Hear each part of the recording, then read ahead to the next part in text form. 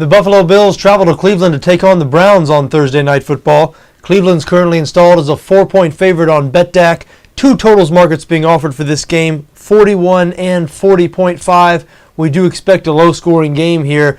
Both these teams surprises at 2-2 for sure, and they're both coming off their best wins of the season. Cleveland beating the Cincinnati Bengals last week, the Buffalo Bills beating the defending Super Bowl champion Baltimore Ravens. What I think separates these two teams, though, is the defense of the Cleveland Browns. Cleveland playing at an elite level defensively this year, currently third in the NFL in yards per game allowed. Meanwhile, Buffalo in the back half of the league, not only in total defense, the Bills are 27th in the league in total defense, but the Bills are in the back half of the league in total offense, passing offense, scoring offense. So the Bills are below average on both offense and defense, while Cleveland, even though you probably would still categorize them as below average offensively, even though they have played better since Brian Hoyer took over quarterback a couple of weeks ago, Cleveland might be below average offensively, but they are very, very good defensively. And keep in mind, Buffalo rookie quarterback E.J. Manuel, this only his second career road start. His first road start 2 weeks ago in New York did not go very well. The Jets made him look bad in that game, made him look like a rookie, a little bit like a deer in the headlights. Manuel was sacked 8 times in that game, and Cleveland's defense every bit as good as what he faced in New York. So don't have high hopes for the Buffalo Bills offense in this situation. Now, the Bills, of course, aren't going to try to force too much on Manuel. They do like to run the football. Buffalo currently second in the NFL in rushing offense.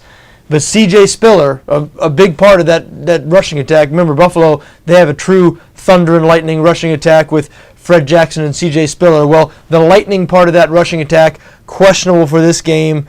Buffalo also dealing with some injury issues in the secondary. So I do like this spot for Cleveland, even though the 4 points does give me pause, because we do expect a low-scoring game here. Buffalo's played better on defense. We mentioned they're 27th in the NFL in total defense, but they intercepted Joe Flacco 5 times last week. They've really frustrated all 4 quarterbacks they've played this season.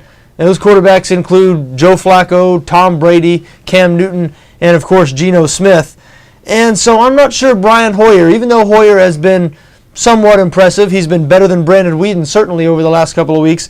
Not sure he's going to have great success against this Buffalo defense, and Cleveland certainly doesn't have much of a running game right now. Willis McGahee signed off the street a couple of weeks ago. He is their number 1 back, so don't expect a high-scoring game here. Do lean towards Cleveland, though the 4 points make me a little nervous. The under is another bet you might want to consider here. I know it's a relatively low total here at 41 and 40.5, but these two teams playing a lot of under football. Listen, Browns home games almost always go under. The under 12-3 in Cleveland's last 15 home games. The under is also 4-1 in the last 5 meetings between these two teams. So it should be an interesting game on Thursday night. Surprising that we're saying that, considering it's the Bills and the Browns. Both these teams expected to be bad heading into the season. But turns out they're not that bad. Both these teams at 2-2. We're looking forward to this game. Do have a lean towards Cleveland -4. Also a lean towards the under here.